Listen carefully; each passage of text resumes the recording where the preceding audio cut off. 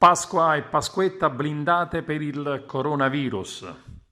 L'Italia intera si prepara a trascorrere una Pasqua davvero insolita, nonostante le previsioni meteo alquanto positive e lusinghiere, nessuna gita fuori casa, niente picnic all'aperto e scampagnate schiticchiate tra amici e famiglie.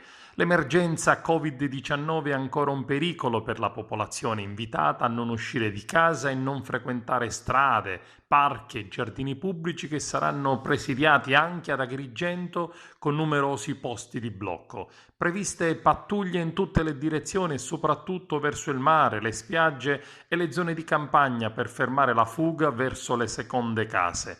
Un deciso incremento dei controlli su tutte le strade che da Agrigento alla sua provincia portano verso San Leone ed altre località maggiormente frequentate. L'obiettivo naturalmente è chiaro: cercare di arginare il diffondersi del contagio e non vanificare gli sforzi in queste ultime settimane.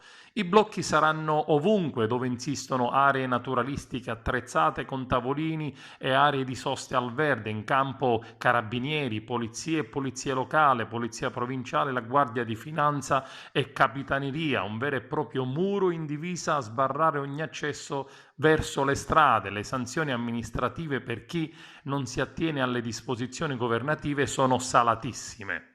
Pasqua e Pasquetta possano trasformarsi in occasione di incontri tra familiari ed amici. Non è possibile, non è cambiato nulla, ha affermato. Il rischio contagio è ancora alto. Stiamo predisponendo controlli massicci per evitare che la gente vada in campagna o nelle seconde case o che si spostino in spiaggia. Chi lo farà se ne assumerà la responsabilità, e non parlo soltanto della sanzione amministrativa che può arrivare anche fino a 3.000 euro, ma penso anche a denunce penali. Si ricorda infatti che in previsione delle 2 giornate festive di chiusura, domenica e lunedì, i negozi alimentari potranno prolungare l'orario di apertura di oggi, sabato 11 aprile, fino alle ore 23.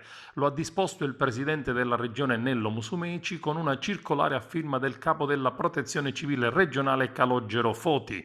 Rimane il divieto assoluto di aprire la domenica ed i festivi anche per gli alimentari ed anche per le consegne a domicilio, esclusi dal divieto solamente farmacie ed edicole.